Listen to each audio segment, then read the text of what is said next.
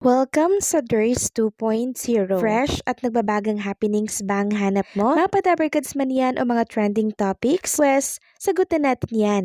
Kaya naman isubscribe nyo na ang ating channel para sa mga nagbabagang balita everyday.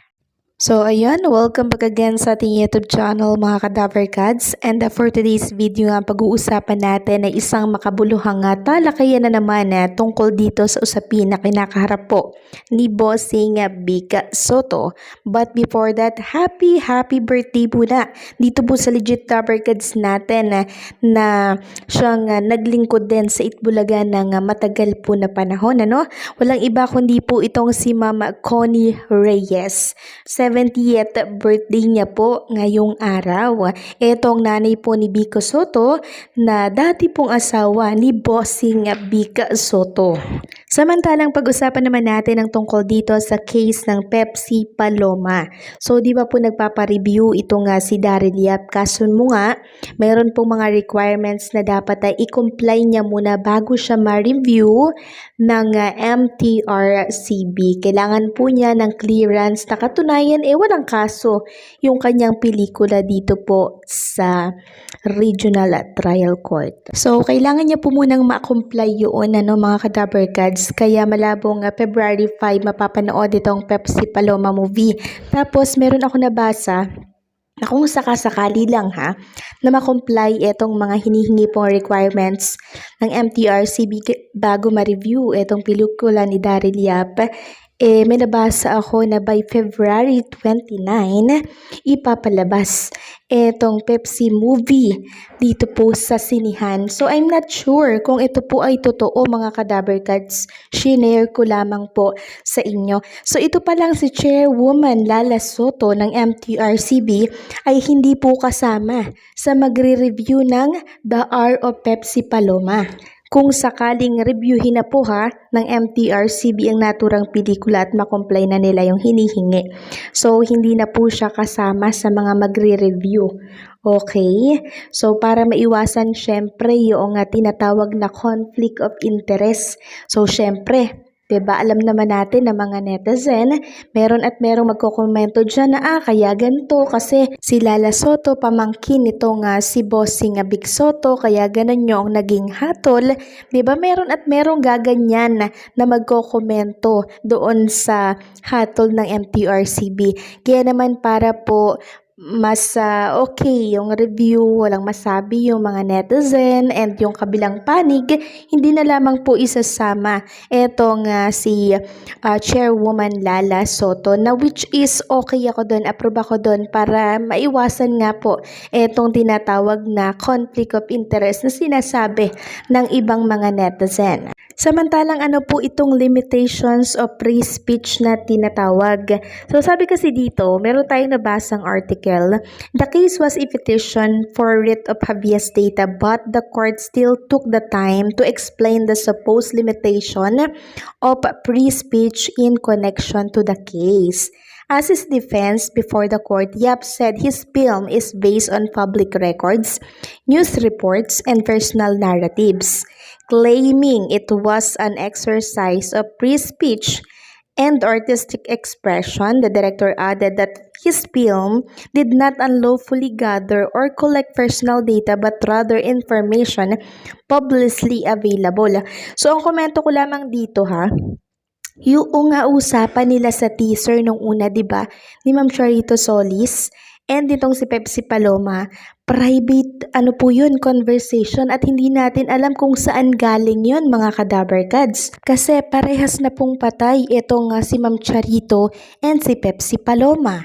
'Di ba? Hindi po pwede na sabihin na sinabi kasi ni ganto, sinabi ni ganto. Mismong paganyan po na merong tinutukoy na tao, dapat sa mismong nakarinig yaan magmumula. Halimbawa kay Ma'am Charito o kaya kay Pepsi Paloma, ang siste nito parehas na po silang patay. Kaya walang magpapatunay niyan na sinabi po yan talaga ni Pepsi Paloma dito kay Charito Solis. So doon pa lang, unlawfully gather or collect personal data yan. Kaya nga si Bossing Vic Soto po ay nagsampa ng 19 counts na cyber libel. Sabi pa dito, although Yap invoked his constitutionally protected right to free speech, the court said he should have still adhered to factual accuracy and ethical storytelling, especially in sensitive matters involving accusations of a crime.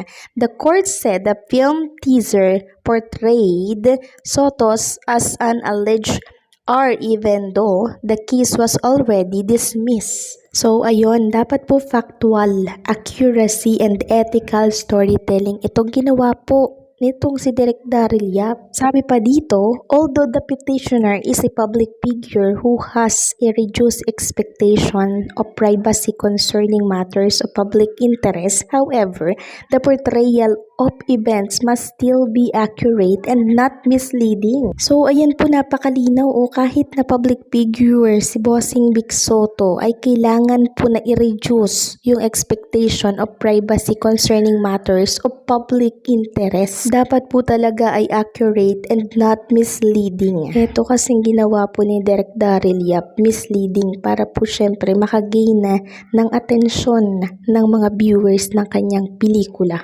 Sabi pa po dito, especially when it involves allegations of criminal acts, the court also emphasizes the need to avoid unjust harm to individuals based on speculative or unverifiable claims.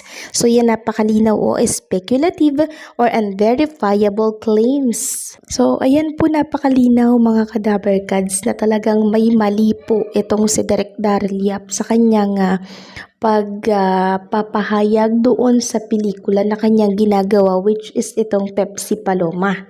So may mali po talaga.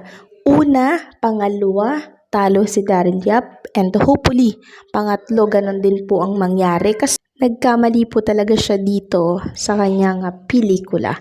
Samantalang pag-usapan naman natin ang tungkol po dito sa ex-boyfriend netong si Pepsi Paloma, na kung saan ay nagsalita na din po siya, no? So meron po kasi siyang interview mga kadabarkads sa isa rin sa mga YouTuber. And binuking niya nga po doon na naging boyfriend po siya ni Sarcy Emmanuel. Di umano Sarcy Emmanuel. And etong si Pepsi Paloma and etong si Coca Nicolas. Naging boyfriend pala siya or nakarelasyon siya ng tatlong to mga kadabarkads. At nagtagal po siya, yung relasyon niya ay dito kay Sarcy Emmanuel. And sumunod si Pepsi Paloma na umabot ata ng 3 months. So sa interview na yun mga kadabarkads, tinanong po itong lalaking to kung ano ba daw ang ugali nitong si Pepsi Paloma. And sinabi niya nga na tahimik daw si Pepsi Paloma, introvert daw, ganyan. Pero mabait daw itong si Pepsi Paloma, yun nga lang tahimik. Tama po yung sinabi ng tatlo na soft drinks beauty si Coca, 'di ba, si Sarcy Emmanuel, tapos yung isa pa po. So tama po yung sinabi nila na tahimik lang ito, tapos parang gusto laging mag-isa. So ang weird lang, 'di ba? Sinabi niya pa doon mga kadabarkads na ito nga si Pepsi Paloma ay meron po mga racket, nagsasayaw nga daw sa club. Tapos nagpapakita ng ganyan po. So ganun po pala talaga yung trabaho nitong si Pepsi Paloma. So yung lalaking nasa mga screen po ninyo mga kadabarkads, yan po yung naging boyfriend ni Pepsi Paloma. And maging siya, pinatunayan niya po na accurate yung sinabi ng tatlong soft drinks beauty dito po kay Pepsi. Natahimik lang to, gusto lagi mapag-isa. So ano po ang masasabi niyo dito mga kadabarkads? Hanggang dito lang po ang update natin. Maraming salamat sa patuloy na pagsuporta and don't forget to like, share, comment, and subscribe.